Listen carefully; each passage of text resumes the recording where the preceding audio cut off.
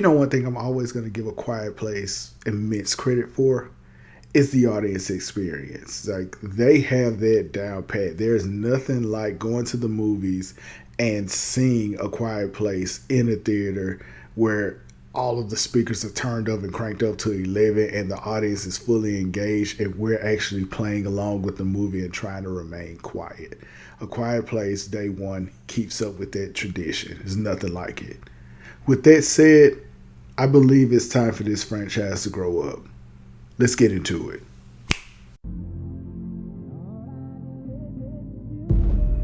U-GeekTV.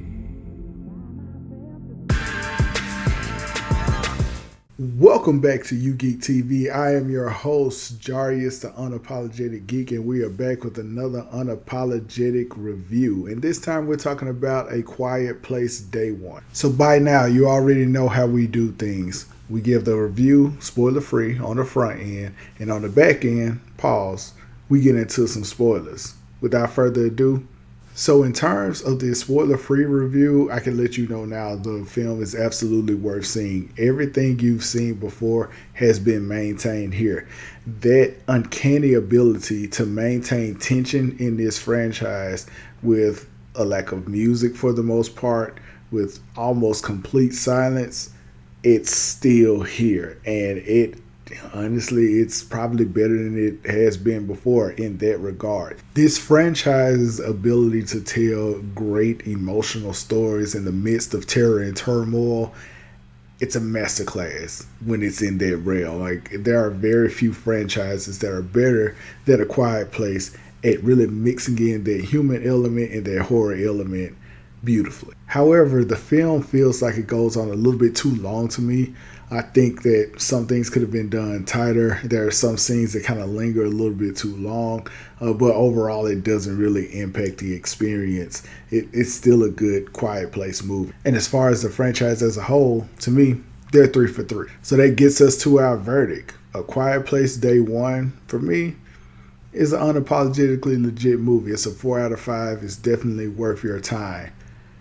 And now we get into the spoilers. So if you haven't seen A Quiet Place Day One already, stop right here, go check it out, and come right back and hear some of my additional thoughts on the movie.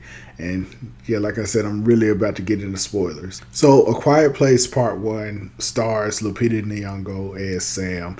And this character is someone you can immediately gravitate to, especially if you're someone who has been touched by cancer, whether it's personally or through a relative. Like, seeing that does something to you, and it establishes an emotional connection.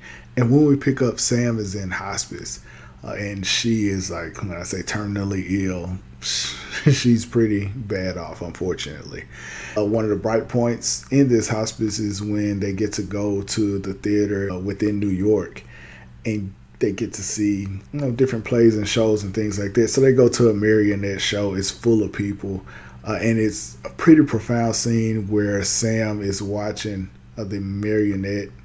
What is it, puppeteer or a marionetteer? I don't know the word for it, but he's telling this story with this one puppet that he has, and it strikes her to the core. And after that, she kind of can't take it, and she gets up.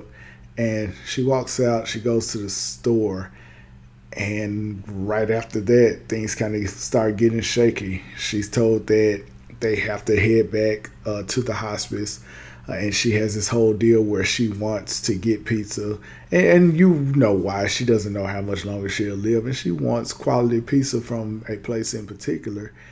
And in the midst of her plea for getting pizza, all hell essentially breaks loose.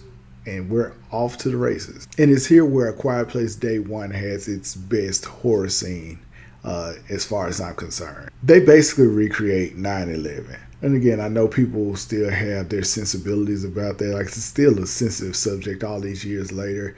I remember being a kid when everything was happening, and how unsure and dangerous everything felt coming out of that. Just like in the beginning of A Quiet Place Part 2, the meteors fall to Earth and they crash into New York City proper. And debris is everywhere. People are covered in it. But there's this deafening silence that comes with it.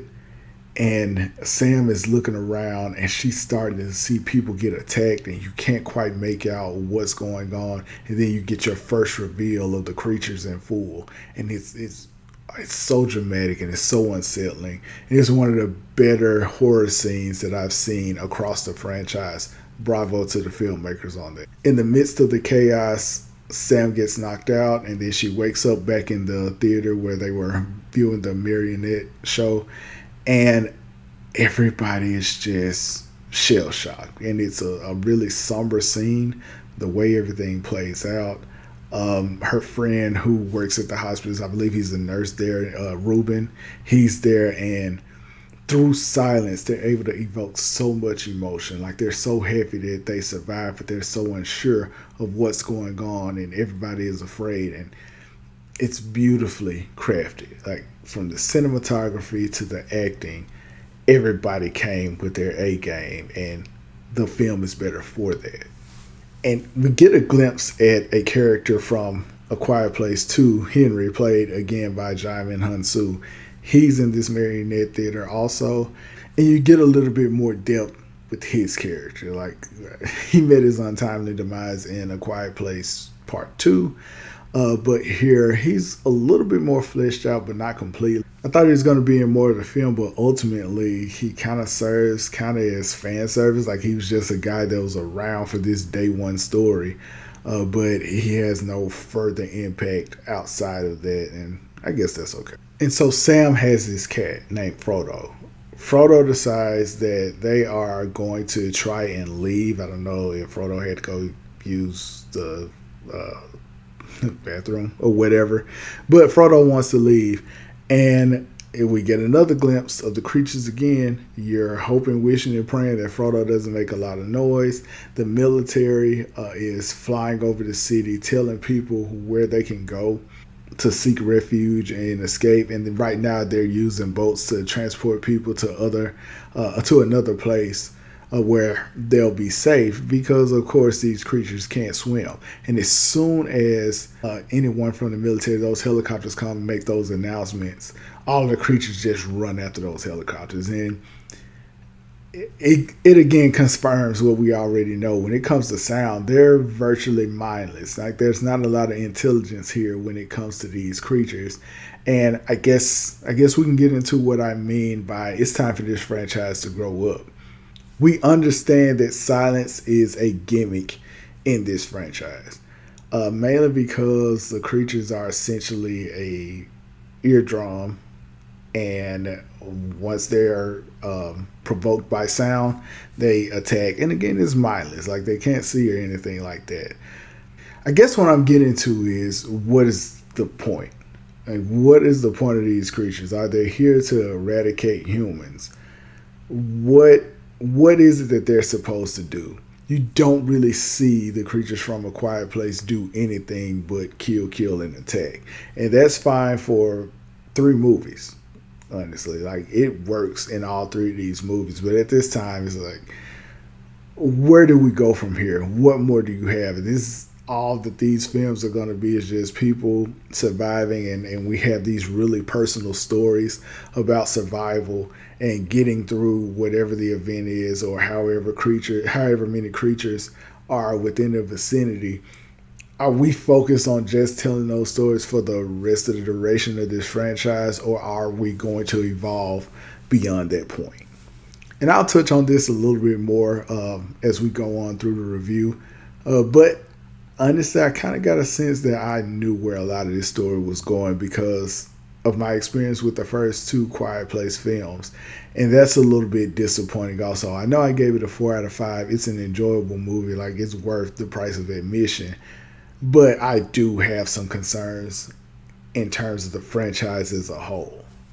So Sam tells Ruben that she's going to still go and get her pizza. Like, this is her mission. She's determined to do that.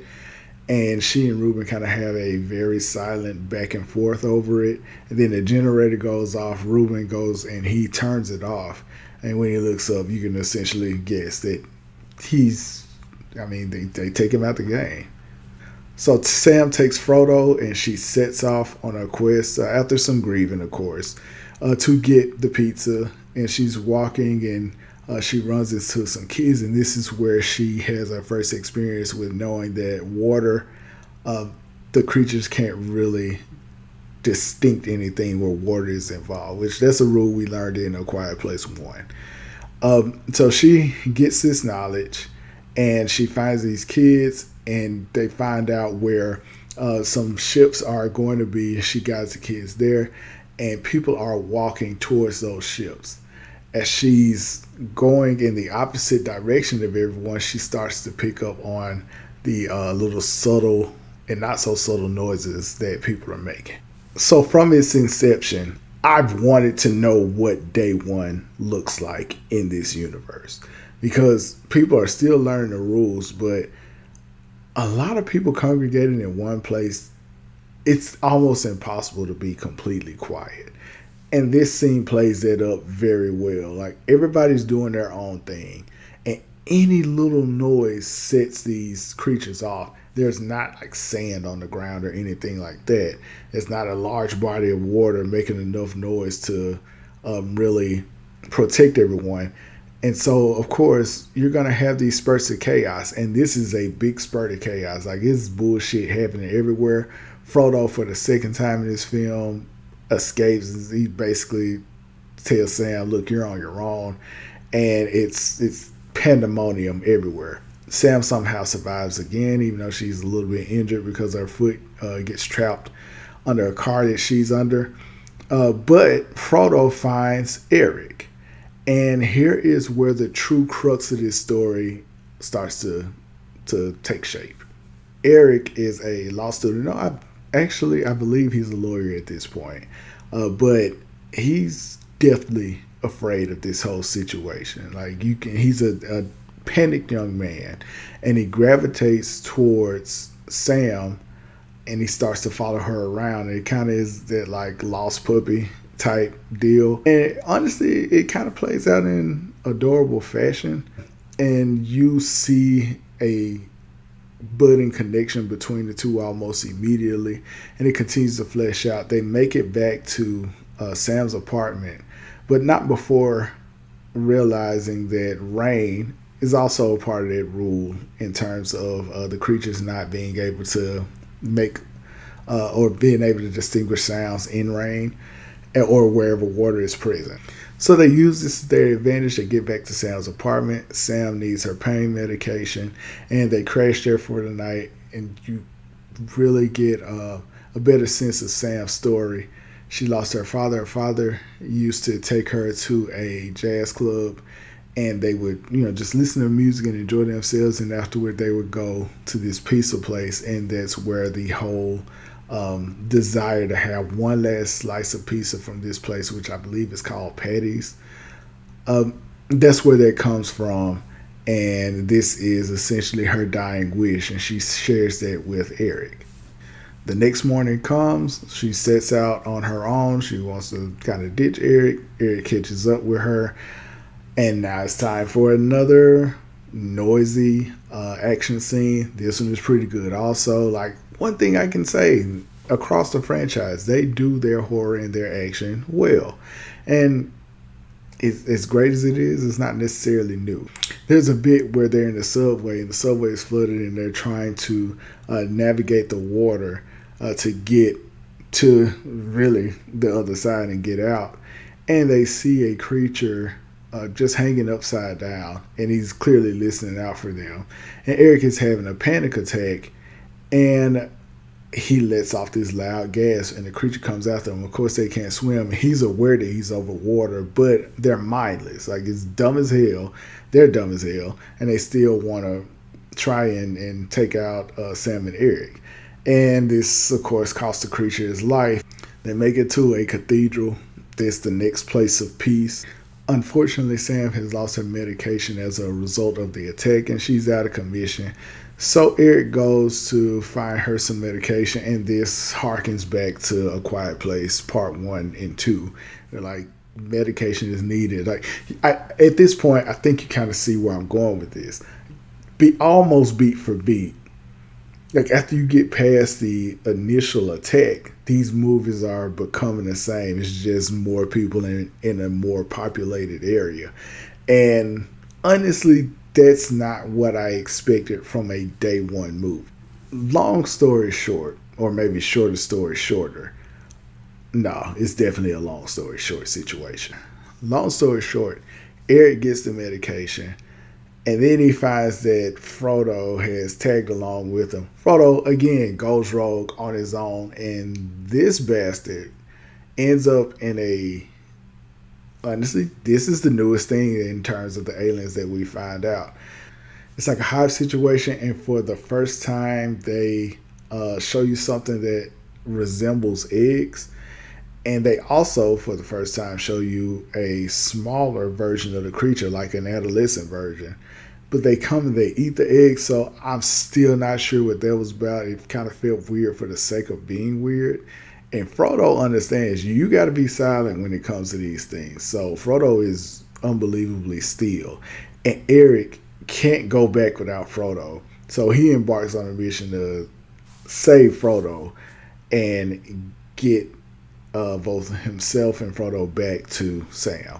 He does so, gives Sam some medication, and the next day they find the pizza place. It's destroyed and ravaged.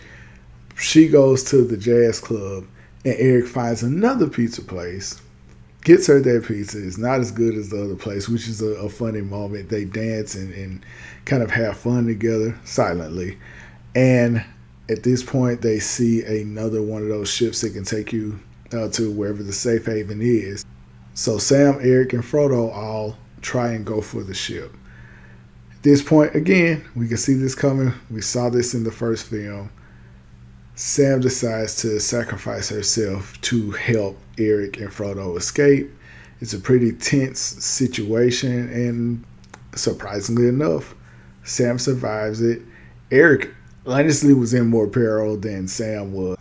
Eric jumps off this massive dock to get into the water, and he swims himself and Frodo to safety. And Henry, again played by Jaimin Hansu, pulls him out of the water. And this begs the question, is Eric going to be in A Quiet Place Part 3? Because he definitely survives this. But we'll see. And in the end, Sam lives out her final day, and she decides to blare music, and the film ends with one of the creatures coming behind her to take her out. With all that being said, again, it is a solid film, but my issue is this doesn't feel like a day one situation. They give you a good day one scene, which is what A Quiet Place 2 did, but it doesn't feel day one-ish. We have another personal story, which is fine. We have a couple new things to add into the gimmick, which is also fine. But it just felt like it could have been A Quiet Place Part 3 or something. This doesn't feel day one. You know, a film that feels day one to me, World War Z. That's what I was hoping for here. I was hoping for some answers as to what is actually going on. Where do these aliens come from? And what is their ultimate purpose? And it, more or less, World War Z answers a lot of questions, but you see the planet for the most part and how it's impacted by everything that's going on in terms of the zombies. You really don't get that. You just see what's happening in New York City, and you don't really get that as a whole. You more so see what's happening as far as Sam's trip to New York City. Like, I understand, you know, people are fighting to survive and everything. But hell, Sam is knocked out for an important part. Like, at what point do the people understand that you have to be quiet when it comes to these creatures? That's not day one. Like, you see when Sam learns things, but you don't see how other people are impacted by this. And that's something that World War Z to me did. They really got the day one aspect of it right. And that's where A Quiet Place could stand to grow up. Like, it's time to learn more about these creatures. We're about to be 4 films in, because I know they're working on A Quiet Place Part 3. And at this point, we need some explanations. Now, what I'm hoping is that Eric is in A Quiet Place Part 3, and Frodo as well, because the cat was cool. And he starts to connect with some of the other characters from the proper Quiet Place series, and we start to get some answers. That would be really cool. But until then, the franchise is still going strong, but they're dangerously close to just falling into a habit and becoming a gimmick. And that's the only thing that worries me. So, A Quiet Place, day one. Did you see it? What did you think? Let me know in the comments. Continue to like, continue to share. Thank you for everything that you all have done. Like, I'm more than overwhelmed with the positive reactions I've gotten. Thank you to all my subscribers. Welcome new subscribers and new viewers. And until next time, I'm Jarius, the Unapologetic Geek, and I am out.